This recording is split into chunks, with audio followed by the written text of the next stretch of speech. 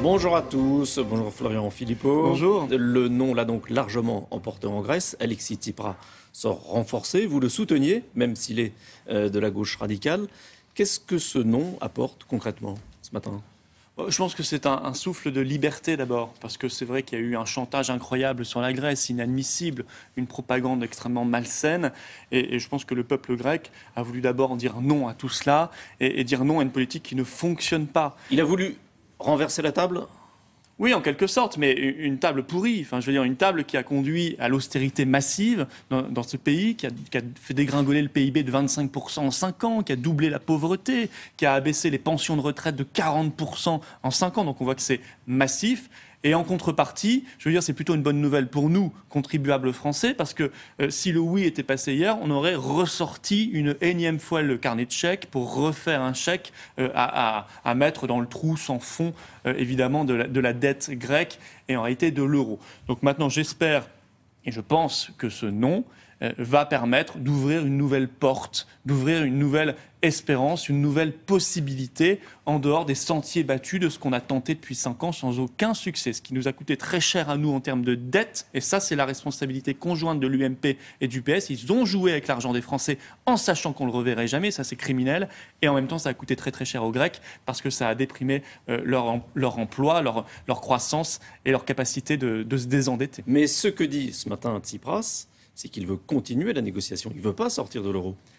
Oui, mais Tsipras est un fin négociateur. Alors, il est tout à fait possible que son objectif, parce que je pense qu'il l'a compris, ce soit de remettre en cause l'euro, sachant qu'il ne peut en aucune façon changer la politique s'il reste dans le cadre de la monnaie unique. Mais c'est pas ce qu'il dit. Lui, il dit qu'il faut reprendre la négociation et la Grèce doit rester dans l'euro. Probablement avec l'idée qu'il ne soit pas obligé de le faire, lui, le premier pas, mais que le pas vienne des institutions européennes en face, c'est-à-dire la... Vous voulez dire que ça serait un jeu de poker manqueur ? Je crois qu'il est en pleine négociation. Voilà, l'objectif, de toute façon, qu'on doit se fixer, c'est la dissolution de l'euro. Il n'y a pas de solution dans ce système. On voit bien d'ailleurs les limites de ce système de mutualisation d'une monnaie. Il suffit qu'un pays s'enrhume, un pays connaisse une crise, pour que l'ensemble de la zone, y compris la France, soit affecté, pour qu'on soit obligé de faire tous les 4 matins un sommet de la zone euro, un sommet de la dernière chance, qu'on soit obligé régulièrement de sortir le carnet de chèques, comme je le disais. Ça n'est pas tenable. Cette monnaie-là n'est pas viable. Donc il faut qu'on se mette maintenant et qu'on profite de cette crise grecque pour se mettre autour d'une table, tous ensemble, qu'on se dise ça fait 15 ans qu'on s'est trompé, ça fait 15 ans qu'on est la zone qui fait le moins de croissance dans le monde, le plus de chômage et le plus de dettes, et on doit maintenant revenir tranquillement vers nos monnaies nationales. Il n'y a que comme cela qu'on pourra rebondir. Mais alors pourquoi les Grecs ne disent pas justement ce que vous dites ? Parce que je pense, très honnêtement, que le gouvernement grec n'a pas envie d'endosser cette responsabilité et parce qu'il n'a probablement pas envie de sortir seul de l'euro, ce qui se comprend. C'est pour cela que nous disons nous-mêmes qu'il ne faut pas jeter la Grèce comme cela en dehors de l'euro, mais qu'il faut organiser une dissolution concertée. Mais plus généralement, moi je pense qu'il y a derrière ce non.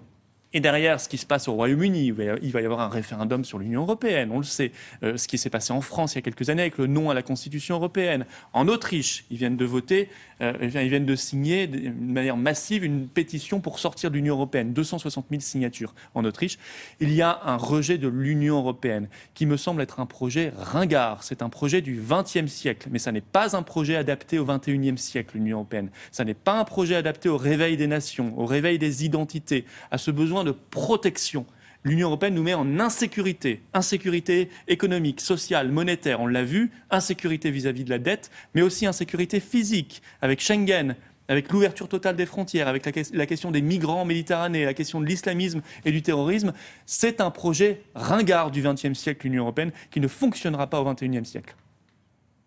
J'apprends à l'instant que le ministre des Finances grec vient de démissionner.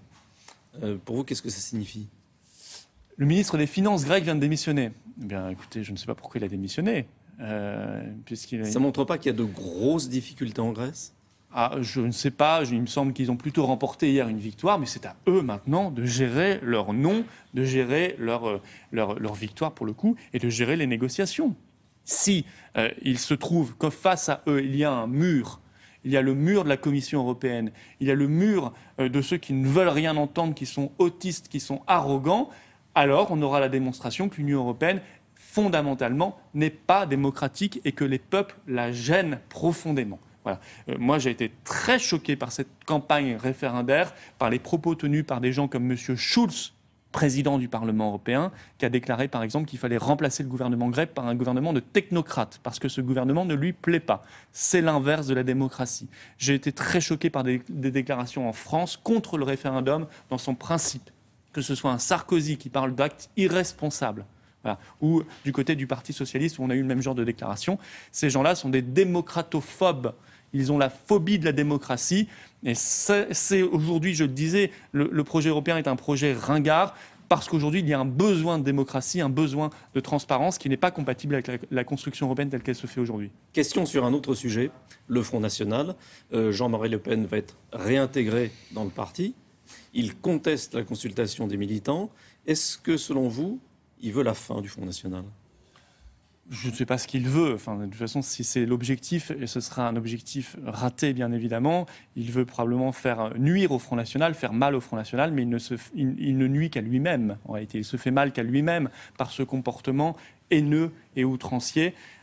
Jean-Marie Le Pen, aujourd'hui, démontre qu'il était bien dans une stratégie de destruction de ce que voulait faire, de ce que construisait, de ce que construit Marine Le Pen, présidente du Front National. Alors, je n'imagine pas qu'il souhaite aller contre une consultation populaire, celle que nous sommes en train d'organiser au sein du Front National pour rénover, refonder nos statuts. Il n'y a aucune raison qu'il aille contre cette consultation populaire parce que c'est la démocratie au sens le plus noble du terme et parce que ça a toujours fait partie normalement aussi de ses valeurs à lui que de consulter directement le peuple et en l'occurrence le peuple du Front National. Merci. Merci. William ? Oui, dans quelques instants, nous